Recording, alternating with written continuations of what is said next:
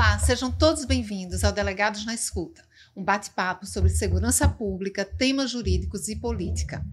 Desde já quero agradecer a parceria com Andresa Farias, do Animarrida 13. Um beijo, Andresa. E hoje estou aqui com Gabriel para a gente receber mais dois colegas muito queridos.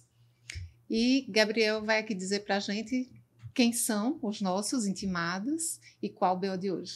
Primeiro eu digo que essa intimação, Renato, boa tarde, né? Boa noite, bom dia, quem estiver nos assistindo. Dizer que eu achei que não ia sair esse episódio, né? A gente marcou, é uma turma muito especial que a gente fazia questão que estivesse aqui, como todos os colegas que passaram, né? Mas a gente tem um carinho também muito especial por eles. E tinha que acontecer agora, né? Eu voltando, né? Cássio está aqui, a gente vai se revezando com você na bancada, mas estar com eles aqui eu fiz questão de estar presente. E hoje, o BO de hoje, Renato, é um BO sério, afinal de contas, já estamos gravando alguns episódios aí referentes, alusivos, né, aos 30 anos da carreira de delegado no estado de Sergipe, e não poderia deixar de estar presente aqui representantes especiais da terceira turma, e contamos hoje com a presença luxuosa, né, de dois colegas queridos, que eu já vou apresentar, a doutora Rosana Freitas, doutor Tarcísio Tenório, e o histórico deles aqui, né, para não dizer assim, o vasto currículo, sem muitos toques de scroll para poder conseguir fazer. Então, vou tentar resumir aqui esses competentíssimos colegas. Então, doutora Rosana Freitas, minha chefe, posso dizer aqui com todo carinho, coordenadora, né? Ela é natural de Aracaju, Sergipe, formou-se pela Universidade Federal e tem pós-graduação em Direito Penal e Processo Penal pela Faculdade de Sergipe, curso de Inteligência e de Segurança Pública, foi aprovado no concurso na turma de 2005, né, no concurso 2005, começou a trabalhar no ano de 2007. E aí, de lá para cá, só ladeira acima, né? A gente tem aí 6 anos trabalhando em várias delegacias do interior, como em Diaroba, Buquim, Salgado, Lagarto, Japaratuba, Carira, Riachuelo, rodou o estado, né? Rosário do Catete e Maruim. E em seguida chegou em Aracaju. Quando chegou aqui, trabalhou no departamento de homicídios por 4 anos, depois mais 4 anos aqui também no departamento de defraudações e crimes cibernéticos, e há 4 anos e meio está à frente aí, comandando as delegacias da capital na Copcal, né, com assim, um currículo que eu posso dizer, assinar embaixo, sem puxa-saquismo, assim, irretocável. Mas de todas essas tarefas, a mais importante, certamente, missão, e que ela desempenha com muito, né, vigor, é a de ser mãe dessa princesa Cecília. Então, seja bem-vinda, Rosana. Estamos aqui, né, felizes com a sua presença. Obrigada, obrigada. E ao seu lado, né, um fiel escudeiro aí, doutor Tarcísio Tenório, que, como o próprio nome sugere, é das terras alagoanas, né, natural de Viçosa, terra por quem se apaixonou Graciliano Ramos e passou um tempo lá, mas também Teotônio Vilela, então só autoridade, né, desse município de Viçosa. E Tarcísio estudou, né, no SESMAC, lá em Maceió, com a formação em Direito, mas também tem formação em Jornalismo na Universidade Federal de Alagoas. Além disso, também é especialista em Direito Processual pela Escola Superior da Magistratura, foi aprovado no concurso em 2005 e de lá para cá também trabalhou em várias unidades do interior, em seguida aqui em Aracaju. Então trabalhou em Brejo Grande, Ilha das Flores, Pacatuba, Lagarto, Itabaiana e atualmente está no DHPP, desde 2022, conduzindo várias investigações que tiveram relevância estadual e nacional, e isso não é à toa que é requisitado aí para entrevistas e participações em eventos por conta desse seu grande trabalho. E, pela sua formação em jornalismo, né, teve também uma participação, aí, uma passagem pelo Tribunal de Justiça, onde assumiu, né, a diretoria de comunicação e por aí vai. Então, Tarcísio, seja bem-vindo. Foi também diretor da ADEPOL aí no período, no biênio de 2018 a 2020. Né, não poderia deixar de registrar isso, a gente sempre faz esse registro importante. Seja bem-vindo, meu querido. Eu que agradeço. Então vamos lá. Rosana, Tarcísio, sejam muito bem-vindos. Obrigada por terem aceito o nosso convite. Realmente, como disse Gabriel, foi uma luta para a gente conseguir, né, ajustar as agendas, mas eu tinha certeza que esse dia ia chegar num momento especial, num dia especial. Né? A gente já está num clima de comemoração, né, dos 135 anos da polícia, é verdade, muita 30 festa. anos da carreira. Então, a gente já está nesse clima de festa, né? E é com esse espírito que eu quero que a gente comece a nossa conversa, né? Para a gente relembrar aqui do que era a polícia em 2005 e o que é a polícia hoje em 2024 para vocês.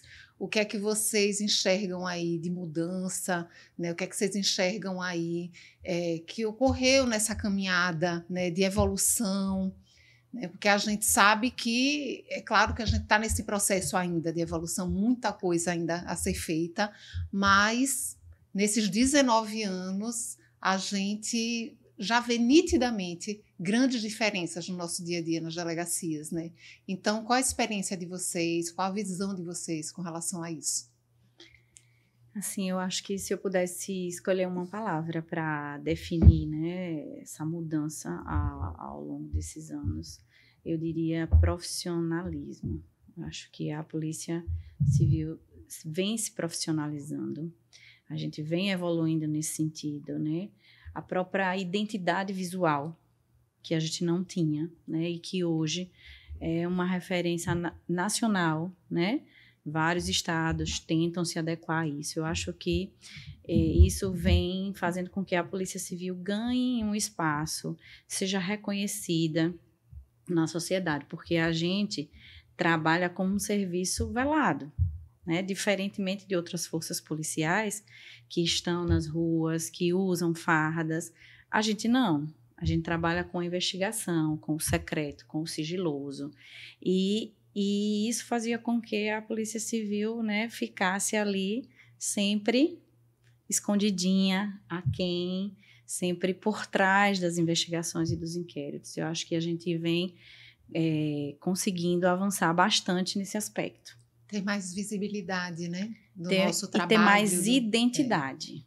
Ter mais identidade, sabe? Eu acho que a gente tem conseguido avançar nesse aspecto. Essa questão que Rosana tratou aí da identidade é uma coisa que a gente tem visto assim, rodando Brasil afora, né? Eu vou bastante em Alagoas, né? A gente roda pela Bahia, Pernambuco, vamos realizar operações em locais mais distantes, né? Do Rio Grande do Sul ao norte do país. E é muito legal a gente ver essa questão da identidade visual, que é uma coisa de alguns anos para cá, a gente se sentir em casa, né? Mesmo estando em outro estado, né? Você vê lá as viaturas, as viaturas plotadas da Polícia padronizadas, Civil, né? Você vê as entrevistas, você vê que a gente ocupa um espaço muito grande, né? Na mídia, um espaço espontâneo na mídia nacional, né? Grandes investigações do Brasil afora. E é muito legal a gente ver que houve essa uniformização e essa unificação de pensamento nessa parte de comunicação, que é fruto da melhoria que a gente vem passando a duras penas, diante das dificuldades que a gente enfrenta, por não termos autonomia financeira. Então, tudo é mais difícil, né, para a nossa instituição, nesse sentido, mas, mesmo assim, esse profissionalismo a gente tem sentido ao longo desses anos. A gente vem até tentando profissionalizar condutas, né? Adotar condutas que sejam padronizadas entre os estados, porque nós temos um país continental, cada polícia agia de uma maneira, cada polícia civil, né, de cada estado agia de uma maneira. Eu acho que a gente vem avançando, inclusive, nisso, de tentar integrar esse funcionamento da polícia, das polícias civis do país todo, e isso tem feito com que a gente tenha uma identidade maior. O próprio PPE já é um fruto disso, né?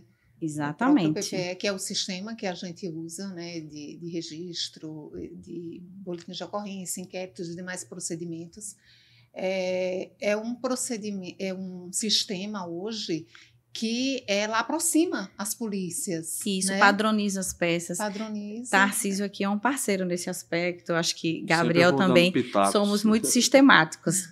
E aí, por exemplo, eu lembro quando eu entrei na polícia que cada peça tinha um cabeçalho diferente, uma letra diferente, e isso me deixava assim com taquicardia. Eu lembro que eu reservei um espaço do meu tempo, eu reservei um tempo e padronizei todas as peças, botei um cabeçalho único e até hoje eu não consegui me desvencilhar. Eu tenho lá uma pastinha, modelos da delegacia, eu carrego isso na sua carga. Né, na minha carga, no HD, eu ainda não tenho o PPE, mas eu ainda não me desvencilhei, eu tenho lá meus modelinhos de quando eu entrei, porque Eu já naquela época, 19 anos atrás, eu achava que a gente precisava se comunicar de uma forma mais sistemática, mais padronizada, né?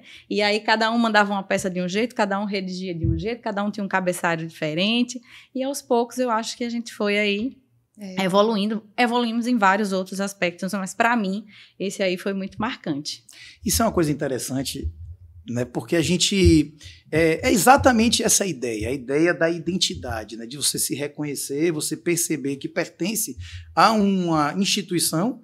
E à medida que você vai fazendo essa instituição ter a sua cara, você se sente ainda mais pertencente. Então, eu tenho quase que um toque também parecido com o seu, nesse sentido de fazer.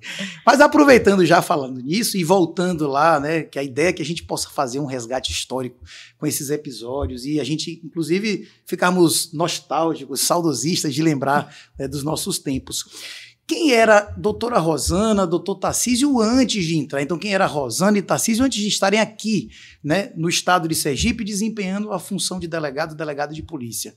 Né, vocês tiveram alguma experiência policial antes? A polícia foi ali desbravada por vocês, cada um na sua história, como uma atividade inicial? Compartilhe um pouco com a gente aí dessa realidade da época. A antiguidade é posto. A antiguidade é posto, isso é um fato.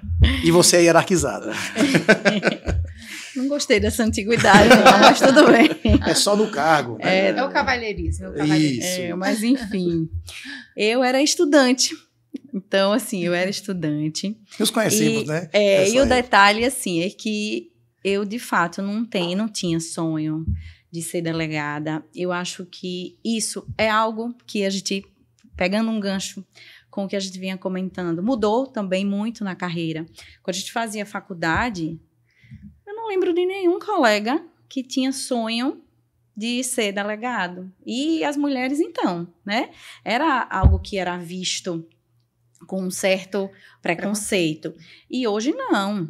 Hoje você vai dar uma palestra numa faculdade, você vai participar de uma aula ou de um seminário, e quando você termina, as pessoas vêm te abordar, os estudantes, e aí falam, que legal, eu quero ser delegada também e tal. Isso é algo, acho que mudou bastante. Completamente. Então, na minha época, eu não tinha esse sonho de ser delegada, e eu, quando terminei a faculdade, eu fui morar em São Paulo para estudar para concurso.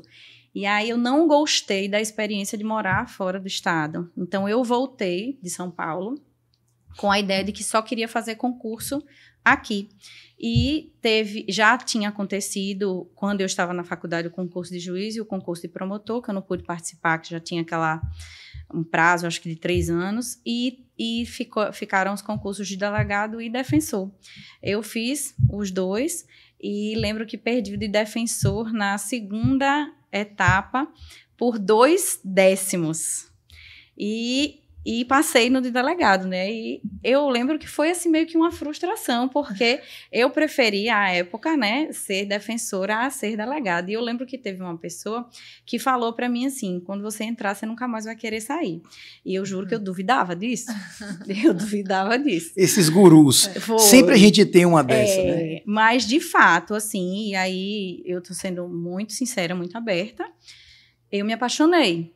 Levou um tempo, os primeiros momentos foram bem difíceis. Eu lembro que eu ficava assustada e aí falando, meu Deus, eu tenho que estudar.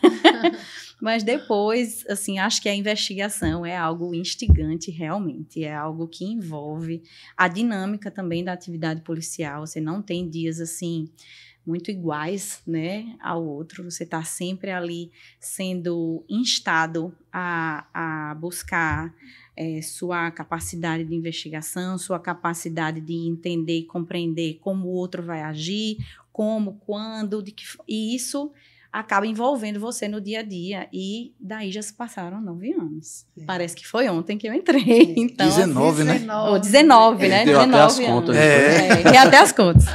Então, assim, eu acho que foi algo que eu não busquei, aconteceu, mas hoje eu sou extremamente grata e feliz por estar nessa carreira, assim, não me vejo fazendo outra coisa. E tem a cara da polícia. Tem a cara da polícia. E antes de Tarcísio responder, eu vou lhe dizer, a sua história não é exclusiva. vários colegas nossos que vieram aqui, né? Já estamos no 18º episódio, né, da primeira temporada, porque são várias temporadas, quase Lost, né? São vários capítulos e as temporadas que se seguem, que se seguirão. Mas vários colegas, eles trouxeram essa realidade, inclusive eu, Cássio, Renata. A gente não tinha essa perspectiva nem pretensão de ser delegado de polícia. Quando eu dizia isso na faculdade, lá nos anos de 95 a 99, foi o tempo que eu fiz o curso de Direito, não tinha ninguém da minha turma e ninguém queria. Então isso é uma coisa que, de fato, precisou aí, né, Glória Pérez, salvo engano, fazer Salve Jorge com o delegado Elô, que era Giovanna Antonelli, eu era noveleiro, hoje já não sou mais. E ela trouxe essa paixão, começou a despertar. E aí a instituição fez o seu papel, os delegados de polícia e delegadas de polícia fizeram o seu dever de casa em trabalhar de forma muito correta e distinta, e isso atraiu a atenção, né, o interesse. Eu ouso dizer que a nossa turma aqui em Sergipe, ela também teve esse papel, né? Eu acho que ela teve um papel muito importante em mudar a mentalidade das pessoas nesse sentido. Uma revolução, né? Foi, porque a gente, quando começou a trabalhar, a gente fazia muito esse papel de dar palestras, né? Em escolas, né? Nos interiores, nas cidades do interior, aqui também, em função do trabalho nas especializadas. Então, a gente se aproximou muito da comunidade, né? E também das universidades, e as pessoas começaram a olhar os delegados de polícia de uma outra maneira. Então, eu acho que o papel da Glória Pérez foi bem importante, mas o nosso sim, é isso que eu digo. Também fez muita diferença. Né? Eu recebia pessoas na delegacia, né, estagiárias e tal, e aí conversavam, doutora, tão interessante, seu trabalho, estou gostando. Fiquei com vontade de ser delegada também, sabe? E a gente começou a ver isso com frequência. Então, acho que a gente plantou essa semente, a gente conseguiu, a gente fez parte dessa mudança de mentalidade, né? De minha parte, eu não me recordo assim exatamente o que me despertou. Mas assim, eu tenho, como o Gabriel já disse aqui, eu tenho 2 formações, né? Então eu fiz ao mesmo tempo, por ter dúvidas, que eu sempre gostei das letras, assim, da comunicação. Então eu fiz jornalismo e fiz direito ao mesmo tempo, porque você não poderia ter 2 vínculos, tipo, e na minha época só tinha, nas Alagoas, me parece que, salvo engano, 2 turmas de direito e 2 turmas de comunicação social. Então, assim, aí eu fiz, sabe, fui estudar jornalismo pelo dia e estudava direito à noite. Aí comecei a trabalhar com jornalismo, né? Porque jornalismo eram 4 anos, e aí eu comecei a trabalhar com jornalismo no Tribunal de Justiça, ou seja, na área jurídica, mas com jornalismo. Comecei como estagiário do TJ em 99. E aí eu saí do TJ para vir para a polícia. Então, nesses anos aí que eu passei no TJ, comecei como estagiário, saí do TJ como diretor de comunicação social. Tenho um até case de sucesso. Aí a satisfação de ter montado lá a TV Tribunal, na época, no início ainda do YouTube, com aquela coisa de TV no YouTube, com a criação do CNJ e tal. Então, eu dediquei muito esforço à área de comunicação.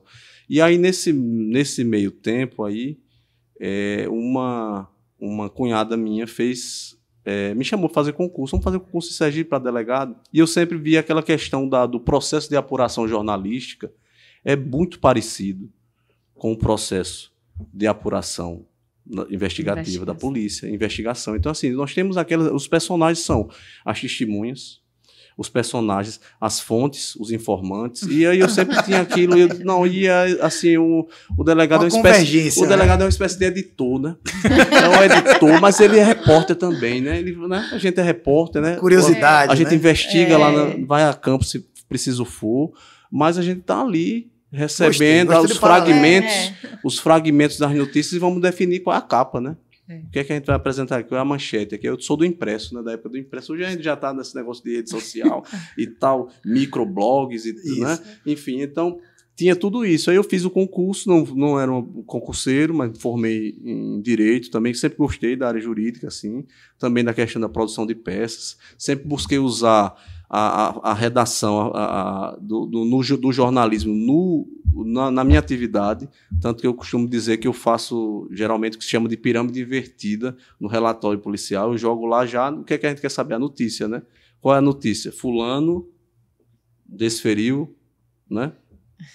Disparos de arma de fogo, atingiu. O cara vai mudar um pouco a linguagem, porque é uma linguagem mais jurídica, né? Mas, assim, é tudo muito parecido. Então, assim, isso me estimulou bastante. Mas eu também não sabia o que estava por vir, né? Tinha dúvidas, né? Porque a gente pensa que é confortável, mas nem sempre é confortável a nossa atividade, né? A nossa atividade, ela está aí no folclore, na teledramaturgia, nos grandes seriados, né? Investigar todo mundo quer, mas a gente tem que saber, é legal, é instigante, mas nem sempre a gente sempre está sendo tirado da zona de conforto. A gente fica um tempinho ali na zona de conforto, depois a coisa aperta, e aí eu posso dizer a vocês o seguinte, que eu só entendi que eu poderia ser polícia depois que eu ingressei e quando eu peguei os primeiros casos. Já na Cadepol, a gente já tem uma noção, a gente, poxa, o mundo aqui dentro é diferente do que a gente vê lá fora, né? Nem todo mundo sabe disso, né? Nem todo mundo sabe disso. E pegando um gancho, né, você falou aí da Cadepol, eu queria entrar também nesse assunto da Cadepol, porque eu também, quando entrei, né, que eu fiz o concurso, porque caí meio que de paraquedas, né, que também não esperava. Todo mundo PQD, mas trabalhei com um juiz que tinha feito concurso para delegado, tinha passado no concurso de 94. Doutor Nilton. E era apaixonado. Um abraço aí para doutor Nilton. Era apaixonado pela polícia. Eu trabalhava com ele, eu e Mariana Diniz. E ele, quando abriu o concurso, ele disse, cara, vocês têm que fazer esse concurso. Ele falava assim, né, Gabi? Figura. Vocês têm que fazer esse concurso, tal. E a gente nunca imaginava, a gente não ia nem se inscrever, eu e Mariana, né? Hoje a gente está aqui, a gente deve a doutor Nilton. E quando eu entrei na academia de polícia, as coisas mudaram. Para mim, foi quando eu me identifiquei, quando eu senti que eu tinha tudo a ver, foi exatamente na época da academia de polícia. Amor à primeira vista. Foi. Tem gente que acontece exatamente o contrário, né? Quando começa na academia, na nossa época teve, né? Teve gente que desistiu. No início logo. Né? Porque não conseguiu. E doutor Everton não alisou. Doutor Everton pegou pesado desde o início, exatamente para mostrar a realidade, né? Ele foi muito sábio. Com certeza. Ele foi muito sábio, porque ele poderia, doutor Everton é uma pessoa maravilhosa, um querido, né? Mas ele poderia mostrar esse lado bonito da polícia, né? Só que será que ele ia preparar as pessoas da melhor maneira se ele fizesse isso, né? Eu acho que ele tinha que dar aquele choque de realidade que ele deu mesmo, né? E a gente só foi entender depois, né? E vocês, na academia de polícia de vocês, como foi? Quem era o diretor na época?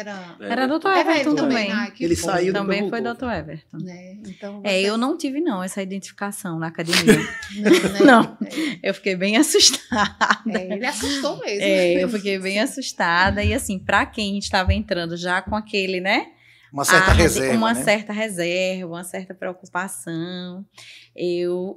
A academia foi desafiadora, né? E diferentemente do que ocorre hoje, né? Que nós tivemos uma recente alteração legislativa em que os alunos, né? Os alunos, assim, já entram nomeados. Né? Eu acho que isso é bem legal, entendeu? Eu estava, né, já na coordenação quando essa mudança foi proposta e eu fui uma das pessoas que encampei porque eu achava bem salutar que você já tivesse tirado aquele peso de estar num concurso. Isso, concorrendo ainda. E concorrendo, né? E fazendo prova e vendo posição. Então, assim, a academia para mim teve muito esse aspecto, porque eu estava no limite, assim, entre o número de vagas e não estava numa posição tão confortável.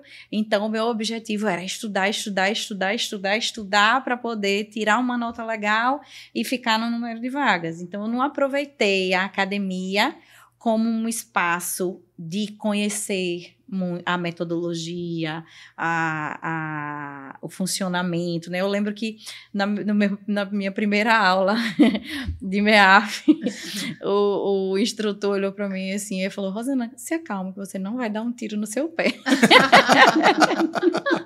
E aí, assim, no final, eu fui uma das melhores atiradoras da minha turma. Às Então, vezes a assim, mulher atira melhor, né? mas eu evoluí a essência bastante. feminina. eu evoluí bastante, mas assim, não foi algo que inicialmente eu fiz assim muito confortável, não. No meu caso, é mais a questão dessa experiência de você estar entrando no universo, né? E a população, a comunidade em geral, a sociedade, se ela não vivencia isso, ela não tem a noção de que tem muita coisa boa dentro da polícia, sabe? A gente só vê, né, aí para o que vende jornal e notícia ruim, né, na forma de falar, as notícias que a gente vê no dia a dia, né, a gente lida com o que há de pior, né?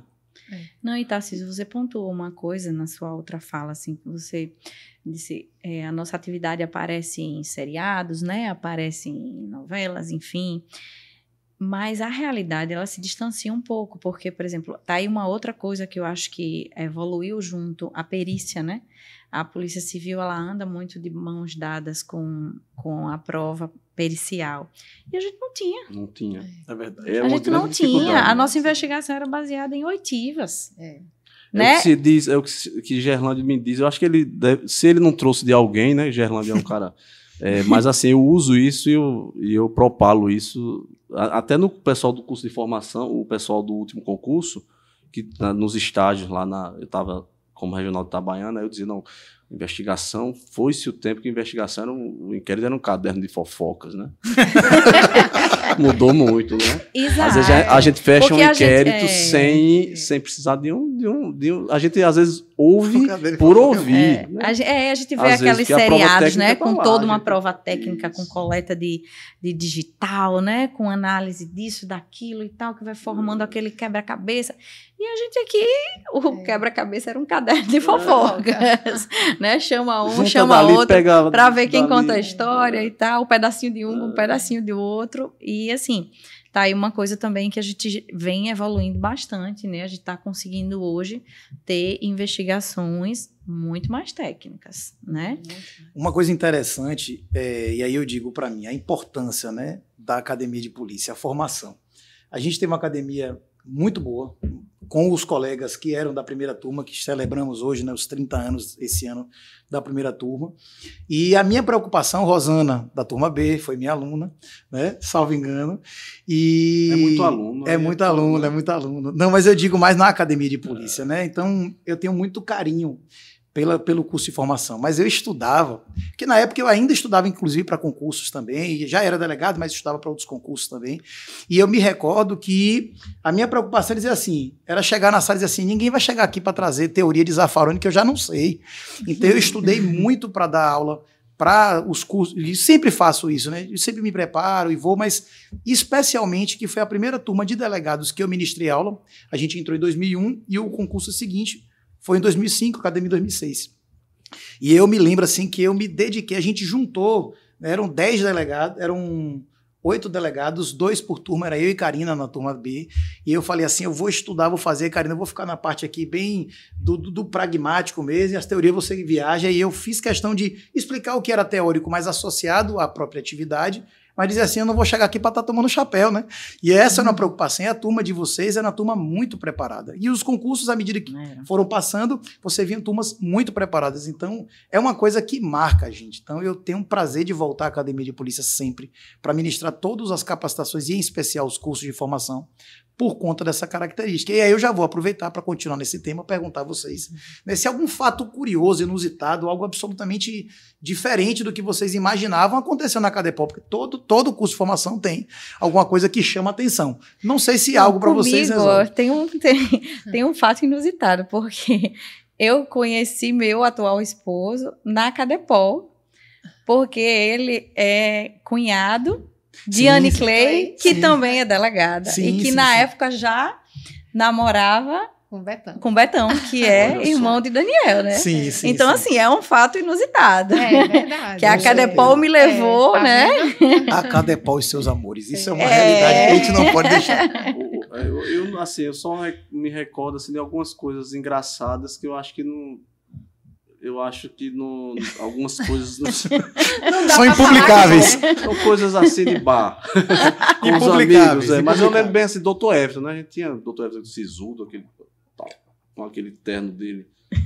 Goiaba. Eu machuquei o dedo do pé e eu achava que eu ia ser, como é que fala?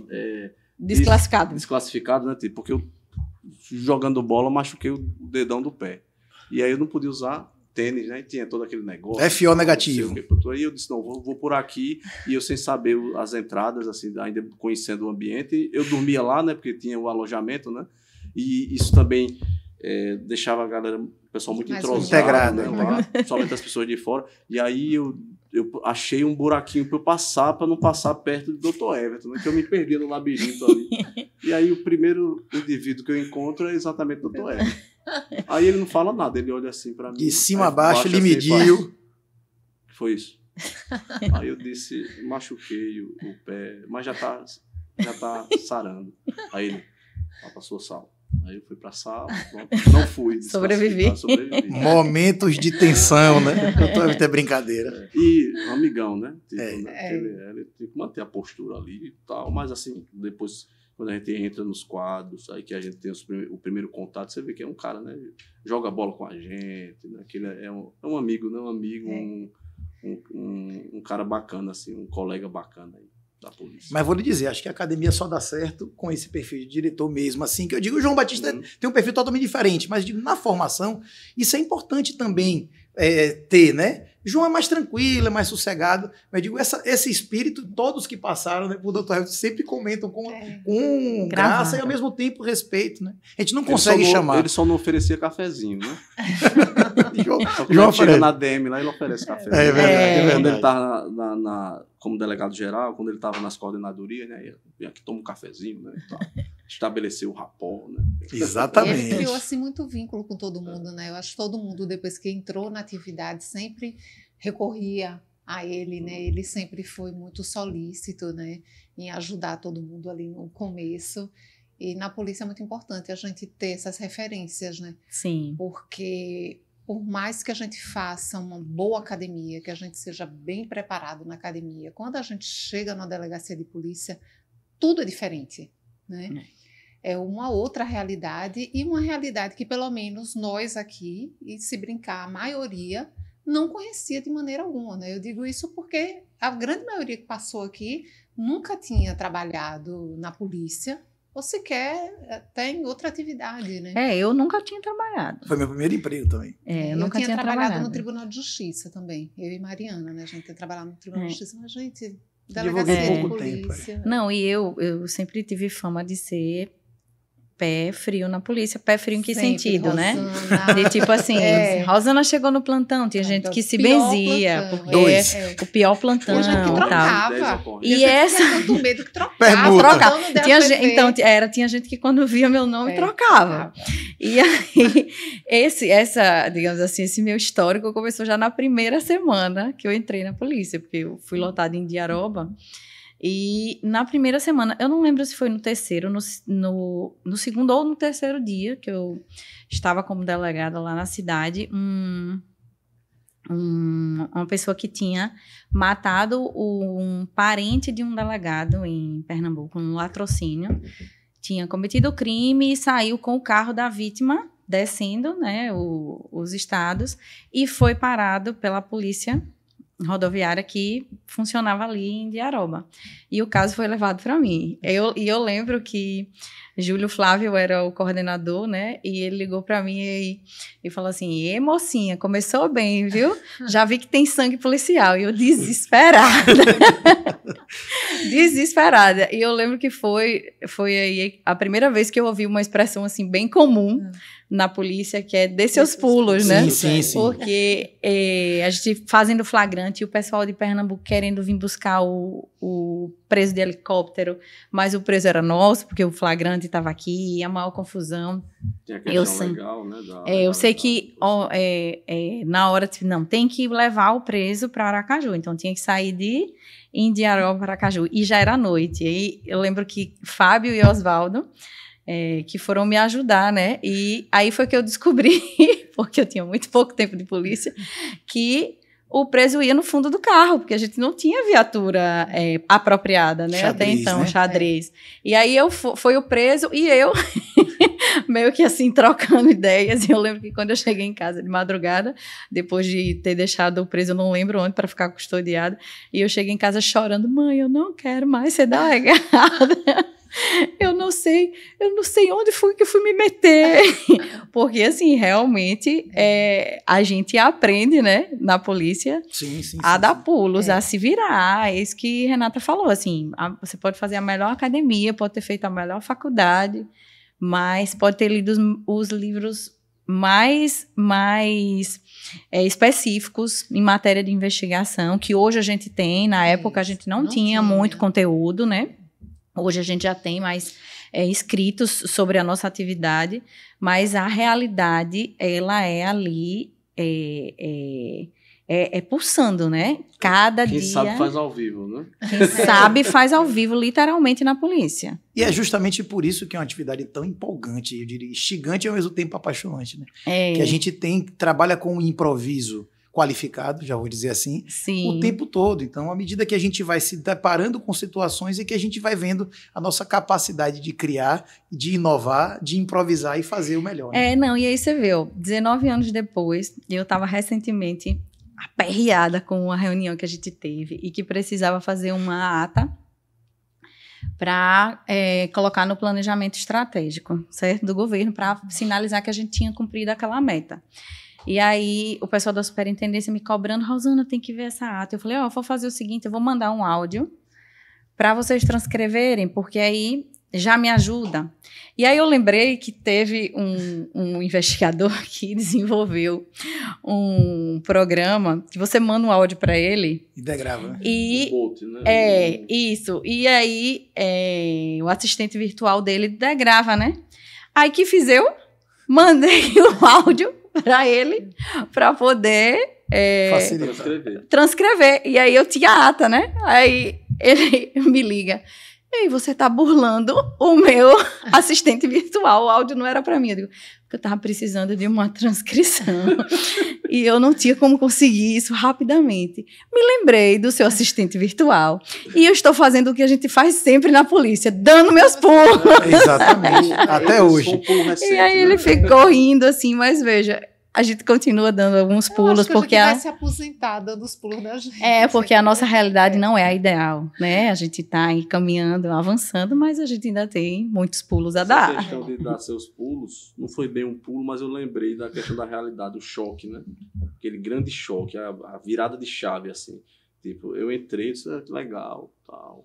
Aí eu entrei depois, alguns anos depois, os colegas da minha turma, com mais uns 4 ou 5 que entraram já no final, né? E aí, as nossas referências de atividade exatamente, Rosana é uma referência em organização, os modelos e tal, né? Isso é verdade. Aí a gente tinha colegas já ali atuando nas especializadas e tal, então eu bebia dessa fonte, né? Então, já no início com poucos meses de polícia, eu me deparei com uma situação de troca de tiro.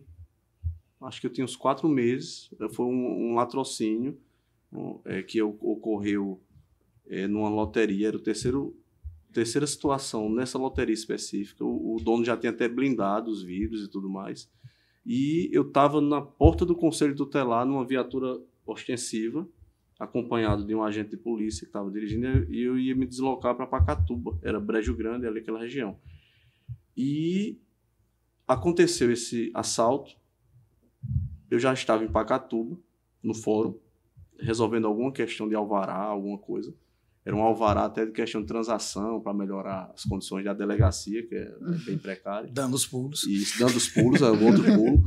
E aí eu fui acionado, então a gente desceu, e a gente perseguiu esses 2 autores. Eles estavam numa moto.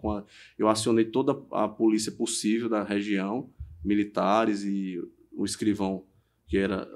eu trabalhava em 3 unidades, mas eu contava com o agente e o escrivão, né?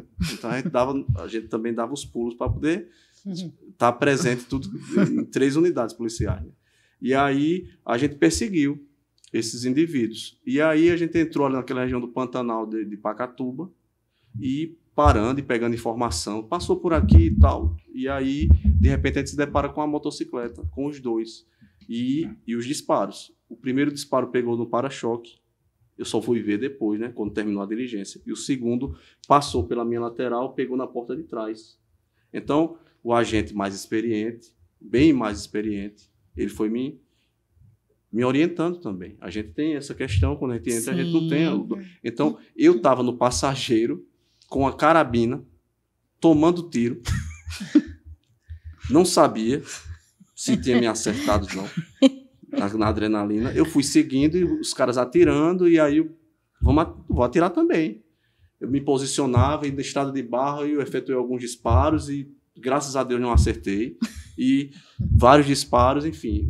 O carro bateu, a viatura bateu, os caras não caíram de moto, não vinha nenhum veículo que pudesse interceptar ali e, de repente, parar a diligência. Eles se evadiram do local, na região de Matagal, a ação da GTA. Depois de tudo isso, a gente não conseguiu capturar os caras. Aí eu parei assim, eu olhei para a viatura, tem as fotos e tudo. Tem a foto do lado do helicóptero, né? Um helicóptero desse é a primeira vez, né? Eu lá, foto com um helicóptero e tal. Tudo novidade, né? Quando passou a adrenalina, à noite em casa, eu dormindo, eu pensei, rapaz, o que eu fiz? Podia ter morrido. Né? Aí ligou algum colega que eu não me recordo quem foi. A gente acha até que é o WhatsApp, mas não é, né? Era ligação, né? E aí alguém diz, rapaz, que massa, velho. Você trocou tiro com um bandido, não sei o quê. Enfim, aí depois que eu acalmei, no dia seguinte, eu disse, rapaz, eu acho que dá para eu ser polícia. Foi aí que eu disse assim, não, eu acho que dá. Passei isso assim, não corri, não fui embora, segui. E esse indivíduo eu levei, eu consegui indiciá-lo, ele foragiu, era de Alagoas, conterrâneo, e eu levei comigo e eu já estava em Lagarto. Eu carrego meus dossiezinhos, meus alvos. Eu estava em Lagarto, fiz algumas consultas nas bases de dados disponíveis, identifiquei o paradeiro do indivíduo em Minas Gerais e eu fui buscar ele em Uberlândia. Ele foi preso pela Polícia Mineira, respondeu ao processo, foi condenado, já foi condenado. E eu mesmo fui lá pessoalmente capturar ele. Aí eu interroguei, tive a oportunidade de perguntar, rapaz, você atirou em mim, rapaz, podia ter me matado. Enfim, então assim, essa questão do ser policial, para mim, foi nesse momento aí. Eu disse, não, aqui dá para eu ser policial. Eu posso ser várias coisas, inclusive delegado. E você foi falando, e isso foi passando um filme na minha cabeça, porque eu vivenciei uma situação extremamente parecida, de um assalto na porta da delegacia, pra você ver que desprestígio. Eu era delegado do João Alves, isso em 2005, e saí, eu e Gilson, o policial trabalhava comigo, sem colete, num Fiat Uno, na carreira, a vítima chorando na porta da delegacia, e a gente, para atender uma ocorrência, 2 caras de moto que vieram de frente, que trocaram um tiro, a mesma situação. E o tiro pegou na viatura, passou perto de mim, o anjo da guarda deu um tapinha aí, pegou, ficou no retrovisor do carro, mas uma situação extremamente parecida, e às vezes a gente se coloca, né, em situações mesmo, às vezes no impulso de querer resolver a situação. Hoje, com mais experiência, né, com mais tranquilidade, a gente tem um pouquinho mais de tranquilidade para fazer o certo. E seguir, isso não é se acovardar, nem deixar de agir, mas é só ter um pouquinho mais de consciência, equilíbrio e tranquilidade, às vezes para não ir tanto no impulso. Mas você foi narrando a história e foi me lembrando aí de 2005, a situação exatamente então, assim, não igual. Não precisa de muito tempo de polícia. Você pode passar 10 anos, 20 anos sem ter uma situação como essa, mas você pode ter essa situação de imediato, praticamente. Não, e o que é pior é que, assim, a gente fala... Teve essa situação de Tarcísio, a gente ouve aqui, Gabriel conta aqui a situação dele, e ninguém está livre de amanhã estar numa delegacia e fazer a mesma coisa, e sair com uma diligência de urgência sem colete. Veja um erro. Básico. Impulso. Você ali sair. Mas esse impulso, ele faz muito parte do nosso dia a dia, né? Ele faz muito parte. Então, assim, a gente sabe o que é o certo a fazer, só que na hora, nem sempre a gente vai funcionar da maneira correta. A cabeça da gente vai funcionar da maneira correta, porque é tudo muito urgente, né? Ou às vezes aconteceu lá aqui no DAGV, de uma colega, tá na minha sala, eu estava de licença maternidade, ela estava me substituindo, entrou uma pessoa para ser ouvida por ela e mandou fechar a porta e começou a ameaçar. E disse que ia atirar nela, e ameaçando ela dentro da sala. Então, dentro assim, da delegacia. Dentro da delegacia. Né? Ela não sabia, ele dizia que estava armado, ele não mostrava, mas ele fazia menção que estava. E ela ficava ali na dúvida, E né? quem Se que ia pagar para dava ver, ou né? não, quem ia pagar para ver, né? Então, assim, e a população não entende isso, né? Eu estava vendo hoje no Instagram um perfil relembrando aquela história daquele ônibus 147. no Rio Não, de 187, Janeiro, eu acho. né? Que teve um erro, Teve né? a questão a vítima morreu, né? De usar o, né? Exato. a arma Teve longa. um erro, sem dúvida. Mas a gente que é da polícia, a gente entende que um erro desse pode muito bem acontecer. Porque todo mundo é ser humano, ninguém é máquina, né? E ali no exercício do trabalho, você pode sim cair e cometer um erro, né? Mas a população não perdoa, né? Porque o primeiro comentário que eu vi foi uma mulher dizendo: sempre tem um policial desqualificado e despreparado fazendo besteira. Veja, o cara passou horas ali ameaçando vários trabalhadores, vários pais e mães de família, né? Mas o erro do policial, né, naquela situação, É o que foi ganhou marcou, destaque. é o que ganhou destaque, é o que ficou. Então, assim, tem que gostar muito, né? Tem que gostar muito. Na nossa atividade, assim, ela, diferentemente de outras carreiras, não dá muito tempo de pensar, né? Não dá, exatamente. Mesmo quando a gente não está numa ocorrência de rua, a gente está no gabinete recebendo uma situação flagrancial, por exemplo, muitas vezes não dá para a gente pensar muito, porque ali tem várias coisas acontecendo, várias ocorrências. Não dá para você ir ler, pesquisar, deixa eu ver qual é a jurisprudência dominante. Não dá para você, né? Muitas vezes, porque... você tem um prazo ali, né? Exatamente, você tem um prazo, você tem ali uma série de ocorrências, as ocorrências aguardando, você tem o policial militar que precisa voltar para a rua e muitas vezes está ali agoniado, e você tem que... Tudo é muito rápido. Exato. Então, assim, esse foi um grande desafio para mim no começo da carreira, porque como eu sou muito sistemática, né? Então, em regra, eu sou uma pessoa que precisa de tempo para produzir um conhecimento, né? E... Tá usando bem o tempo, tá produzindo muito. E aí você é instado, né, a decidir, a fazer tudo assim. Agora, recentemente, eu estava lá na Copical e aí... Pronto, foi no dia que a gente tinha marcado. Pronto, foi isso aqui mesmo. o primeiro, né? A primeira vez que a gente marcou a gravação e não deu certo porque teve uma ocorrência em Socorro e o chefe, Rosaninha, vamos lá comigo. Vítima com refém, né? Era uma suposta ação com refém e eu saí com a arma e sem o colete. Ele, cadê o seu colete? Eu, eita, vou voltar para pegar. E voltei para pegar o colete. Porque, assim... Porque na hora... Meu Deus. Não dá para pensar tudo.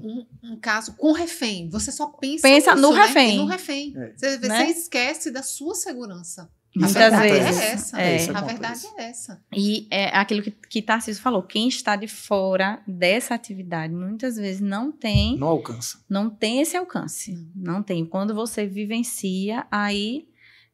você se aproxima um pouco mais disso, né? E me diga uma coisa, com relação aos mecanismos para a investigação, né, os instrumentos para a investigação que a gente tem hoje, e lá em 2005, qual o paralelo que vocês fazem com relação a isso? Tirando o fax, né? Eu acho que me permitam, eu acho que a gente pegou um momento, porque veio a internet, todo mundo tinha internet lá na década de 90, né? A gente pegou o momento dos smartphones, né? O momento das redes sociais, assim, eu lembro, o grupo de WhatsApp, não tinha, né? Não. Então, assim, hoje a gente resolve tanta coisa, né? Por meio do WhatsApp, né? A gente alimenta o procedimento por meio do WhatsApp. Quando a gente está na rua ali, tem alguém que vai receber aquelas informações ali, a gente já vai materializando aquilo ali, tudo por meio da tecnologia, né? Então a gente pegou essa fase, né? A gente pegou aquela fase, eu pessoalmente peguei uma situação específica de ter que fazer um procedimento que eram, acho que tinha que ser 5 vias, e a gente tinha que sair para comunicar, mas aí o plantão judiciário, eu lembro que eu estava de plantão em Propriá, e o fórum plantonista era em Tobias Barreto. Então pouco importava se nós tínhamos ali 5 profissionais, um delegado, um escrivão, e mais, eram 2 agentes, são 4, né? Era. Tal. O pessoal ia se deslocar para comunicar o flagrante, levar as viazinhas em Tobias Barreto. E já tinha e-mail na época. 7 vias, né? A gente conseguia, às vezes, fazer e até mandar. Conseguia até digitalizar já, em algum momento, e mandar ali aquele negócio grande, imenso, né, que não cabia e tal. Mas a gente tinha que se deslocar. Então, assim, a tecnologia veio para encurtar distâncias, né? E, nesse sentido, a polícia tem se utilizado muito disso, né, para conseguir dar vazão a essa demanda crescente, né, de problemas que hoje, inclusive, os crimes são cometidos, né, com o uso da própria tecnologia. Então, a polícia tem que estar se reinventando o tempo todo para poder resolver, na medida do possível, essas questões, né? Então, eu acho que a tecnologia ajuda muito, né? Hoje a gente tem ferramentas de investigação muito técnicas, né? Eu, assim, me apaixonei por vários momentos na minha carreira, assim. Era apaixonada pela homicídios. Quando saí de lá, saí chorando, não queria sair, enfim, mas... E quando fui para defraudações e para cibernéticos, fui chorando, porque não queria ir. E gostou. Porque não queria sair eu depois, deixava os inquéritos de estelionato eram os que ficavam no interior, né? Os que ficavam por último, assim, ninguém olhava para os inquéritos de estelionato, ficava lá, porque demorava para chegar, e eu não tinha, assim, uma afinidade muito grande com a matéria, mas me apaixonei, assim, e hoje você me perguntar, assim, qual, né, unidade, qual a área que você escolheria, por exemplo, eu, sem dúvida nenhuma, na resposta, escolheria essa, porque a investigação técnica, ela deixa o nosso trabalho muito mais convincente. É muito difícil ficar na mão de uma fofoca. Exatamente. Que, né, muda, as pessoas têm medo, ou, enfim, são convencidas a mudar de versão. E eu lembro que quando eu tive contato com a investigação, por exemplo, do crime cibernético, que você pede uma informação e vem um dado que coloca o seu suspeito no local do crime, e que é um dado técnico que não tem como questionar, irrefutável, isso dá uma sensação, assim, maravilhosa para quem está investigando, né? Então, a tecnologia, assim, para mim tem esse papel, mas também bota a gente num grande desafio, porque a criminalidade hoje, ela assim, avança avassaladoramente em relação a isso, né? Eu tenho vários colegas nas metropolitanas que vêm conversar comigo, Rosana, a gente precisa fazer alguma coisa em relação aos crimes cibernéticos, porque eu não tenho mais assalto à mão armada, não, são poucos. Eu não tenho mais furtos, não são poucos, perto da quantidade de casos de fraudes e fraudes eletrônicas. E um detalhe é que esse tipo de crime não tem fronteira, literalmente. Então, o cara tá do outro lado do mundo fazendo vítimas aqui. E aí, assim, é um desafio enorme, na minha opinião, para a polícia investigativa, não estar atrás, não está correndo atrás, por exemplo, né? Se colocar numa posição em que a gente não esteja correndo atrás, porque a sensação hoje é um pouco essa, né?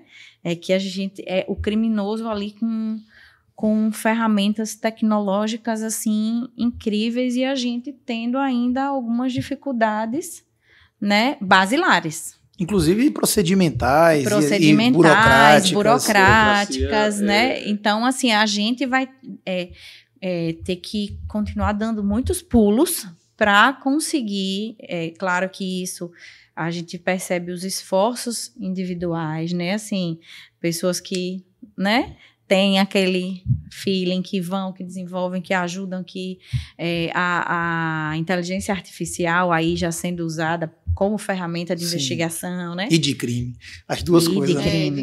E de crime, né? Então, eu acho que aí é algo que eu acho que a gente vai precisar aí, avançar muito, sabe? Correr atrás, porque a criminalidade está migrando. O crime organizado hoje atua diretamente com fraudes.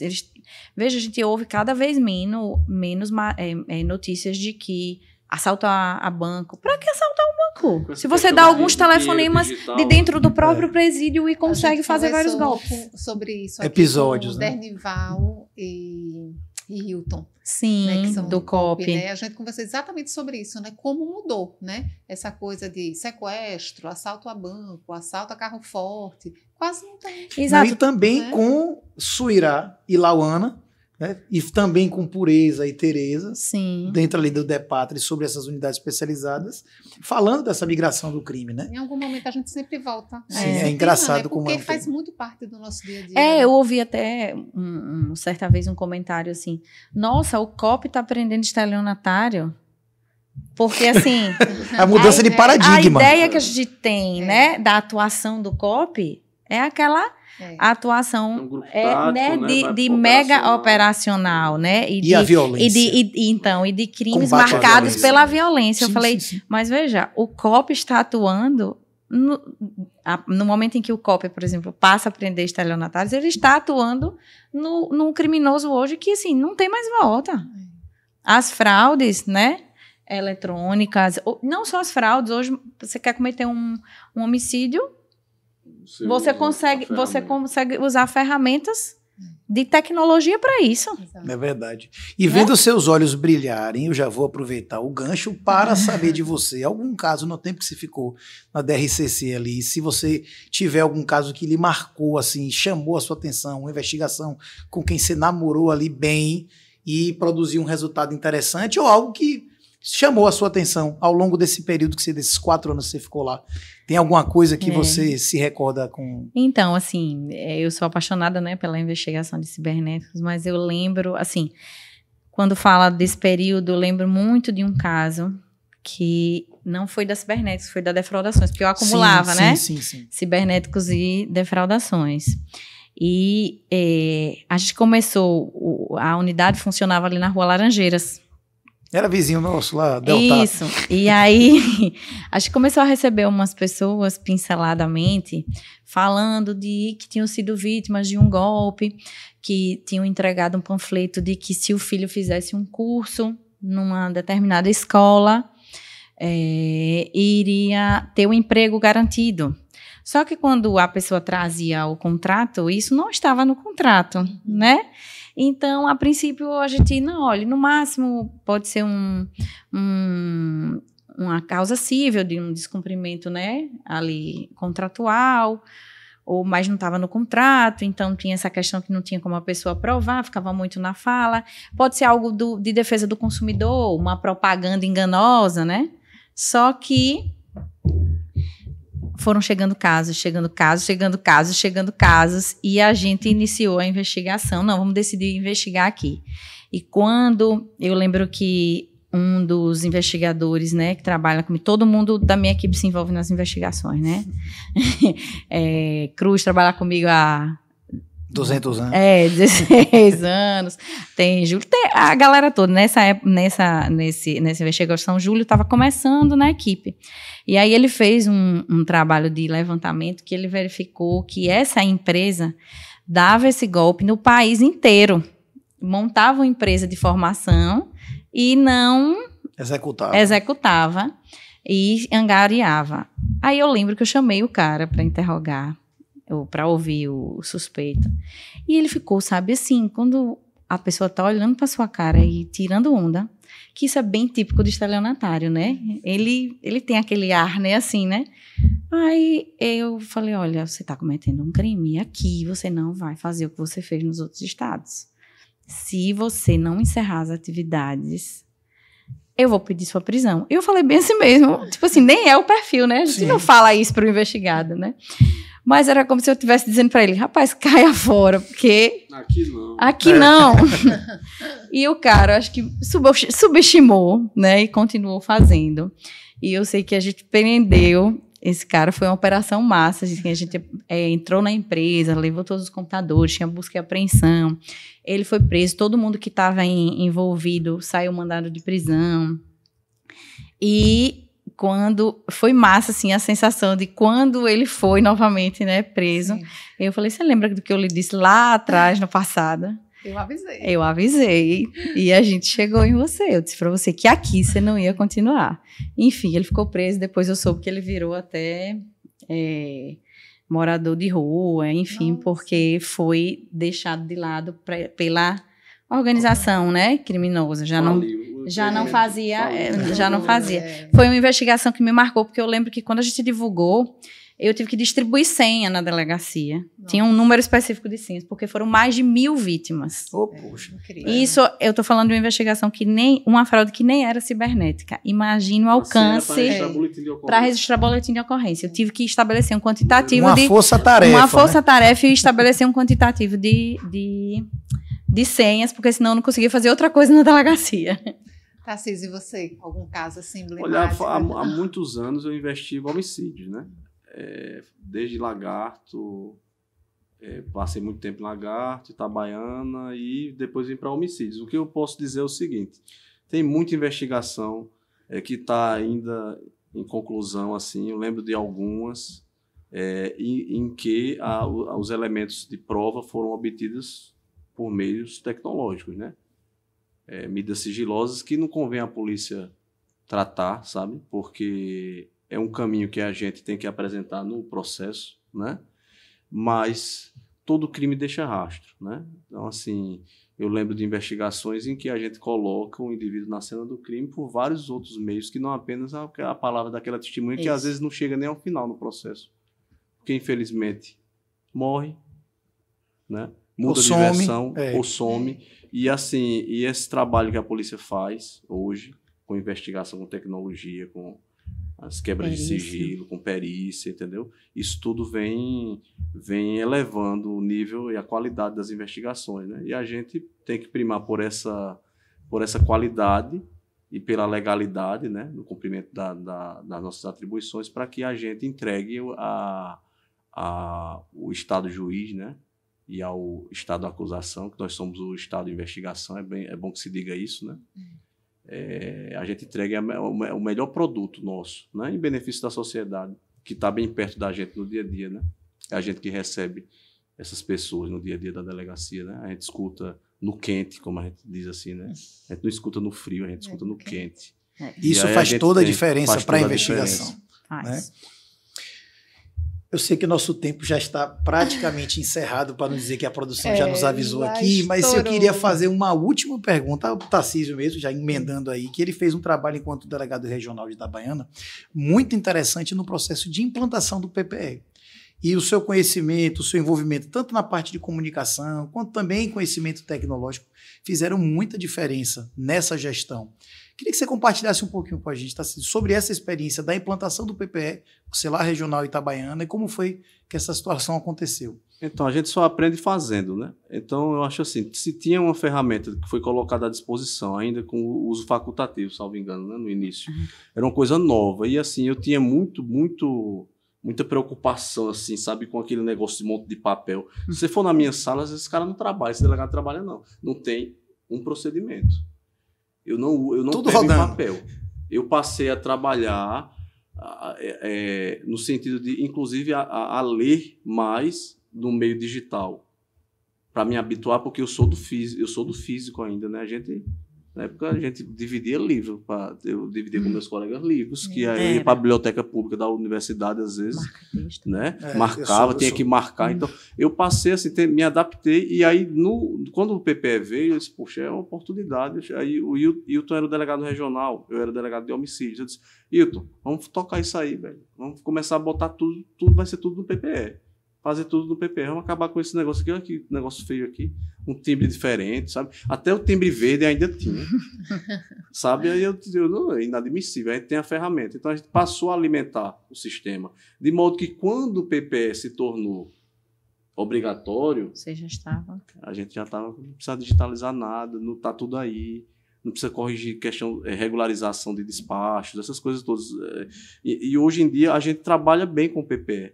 Você chamou para si a responsabilidade de dizer assim, vamos implantar, ainda que facultativo, mas vamos fazer aqui uma prática, né? Vamos alimentar o BO, minha gente. O BO é a entrada nossa aqui. Ele e outros colegas contribuem muito para isso, assim, na melhoria das peças, dando sugestão para mandar para lá. Tem alguma dificuldade? Eu tenho conversado com Rosana em outras oportunidades também. Ela sabe também das dificuldades, ela vivencia ali de perto. A dificuldade também de você. Na gestão isso é comum, gestão, né? Isso porque é uma ferramenta que é ofertada pelo Ministério da Justiça, né? E as polícias, digamos assim, as polícias mais humildes deste meu Brasil, elas aderiram, né? Mas as polícias mais aquinhoadas, elas têm os sistemas próprios. A gente ainda não está nesse nível de ter nosso sistema próprio. Então a gente tem que aproveitar essa oportunidade, essa base de informações. A gente alimenta as informações, a gente recebe também muitas informações. Hoje a gente consegue, por exemplo, receber da Bahia, de Alagoas, do Nordeste todo, procedimentos muito mais rapidamente feitos no procedimentos policiais eletrônicos. Tanto que a gente já está até íntimo, veja que a presidente aqui, né? O PPE é o nosso apelido, é o PPE. Então o PPE é hoje para a polícia uma ferramenta que está ajudando a gente a elevar o nível e a qualidade das investigações. É uma base de dados muito importante, né? A gente tenta sensibilizar o pessoal para estar alimentando de forma correta e plena e preenchendo com o máximo de riqueza e detalhes, para que lá na frente, daqui a 5, 6, 10 anos, a gente tenha aí, né, um repertório. E você evita o retrabalho. Sim, porque sim. Aquela informação que você está colocando ali, aquele detalhe do indivíduo, sabe, do sinal característico de uma pessoa que chega na delegacia, aquela foto atualizada, né, que a gente pega lá. Então o cara pega a foto, você vai ver a foto do autor, uma foto de RG do menino de 13 anos, quando tirou a identidade civil, né? E o cara está cometendo crime desde a adolescência, entrou na fase adulta e a fotinha ainda não é aquela daquela época, né?